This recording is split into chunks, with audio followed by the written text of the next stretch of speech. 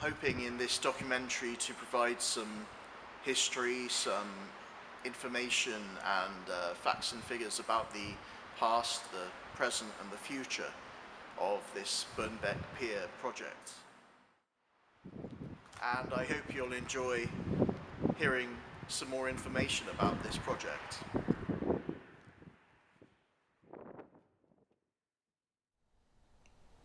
The story of BIRNBECK Pier. BIRNBECK Pier opened in 1867, was built during what is now considered the golden age of British seaside pleasure pier building, from 1860 to 1904. BIRNBECK Pier is unique in that the main buildings are all on an island with a pier bridge connecting them to the mainland.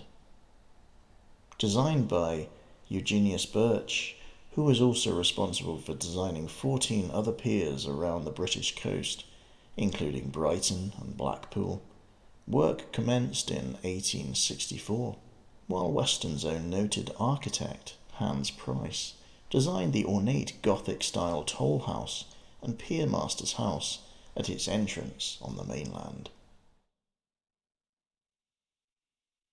On 5th of June 1867, the pier was opened to much fanfare, the town being decorated with banners, flags and floral arches. The day was also declared a local public holiday. 12,000 schoolchildren went on the pier free of charge, and the son of the lord of the manor, 12-year-old Master Cecil Piggott, mounted on a cream-coloured pony, officially opened the pier before a procession of various assembled dignitaries. There was one near disaster when some marching riflemen in the procession reached the centre of the bridge, and it began shaking violently. The speedy order to break step and stop marching averted any further disaster. At the end of the day, a banquet was held in the town hall, and the day ended with a fireworks display. When the pier opened, it only had a small pavilion and a western landing jetty. In 1872, the jetty was removed and replaced by a wooden jetty on the more sheltered northern side of the island, which remains the position of the existing North Jetty today.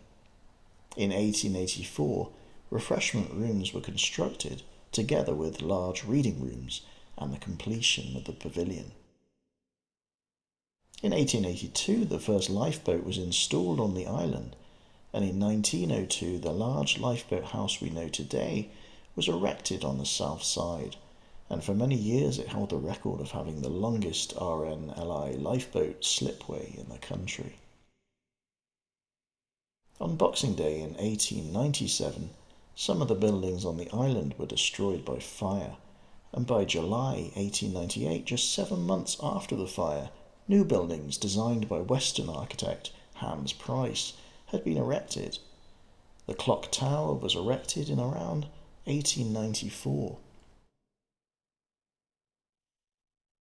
Like most piers, BIRNBECK had a liberal collection of amusement machines, including a motoscope, or what the butler saw machine, considered quite risque at the time. By 1891 it included such amusements as a shooting gallery, merry-go-round, park swings, a theatre of wonders and a licensed bar. Later highly popular attractions included a water chute installed in 1905, and the flying machine, or airships. The flying machine consisted of a tall metal pylon from which gondola-style seats were suspended by cables. As the machine began to rotate, the gondolas swung out high above the island and over the sea. There was also a switchback railway previously installed in 1889, and a more short-lived lighthouse helter-skelter in 1907 to 1908. In these Edwardian times, the pier was truly at the peak of its popularity, served both by visitors arriving on the incoming steamers and others coming from the mainland by horse-drawn cab, car, carriage or tram, or by walking along the promenade which terminated near the pier. With the arrival of the new Grand Pier in 1904, on the seafront at Weston, BIRNBECK also became known as the Old Pier.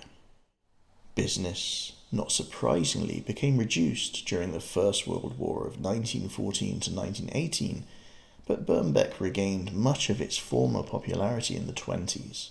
Although it had lost the flying machine, which had been sold off in 1915, the 1889 switchback was removed in 1924, and the water chute followed in 1931.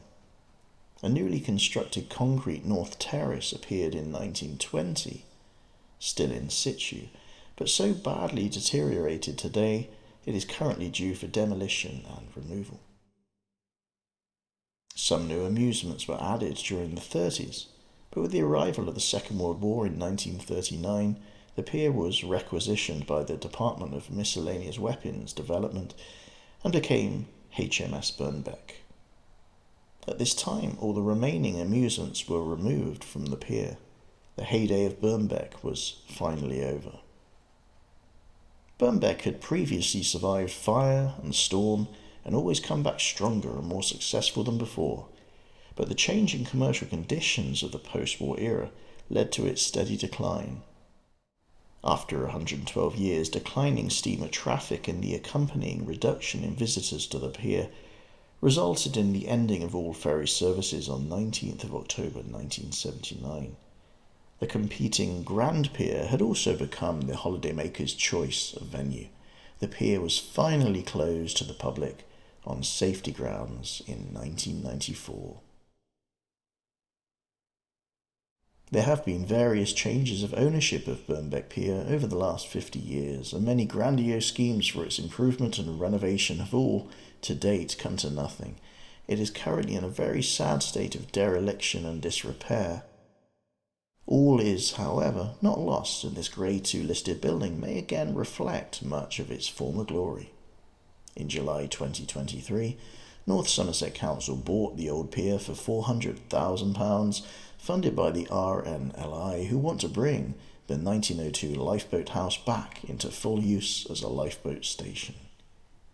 And in October 2024, a substantial £10 million lottery grant was awarded to help save BIRNBECK Pier, and work has already started on its restoration.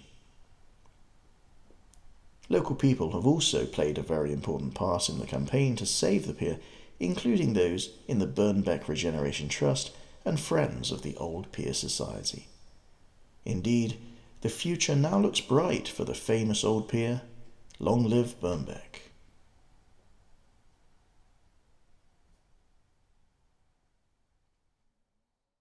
So thank you for watching the footage, and I hope you enjoyed the information about the past, the present and the future of this project that was called the BIRNBECK Pier.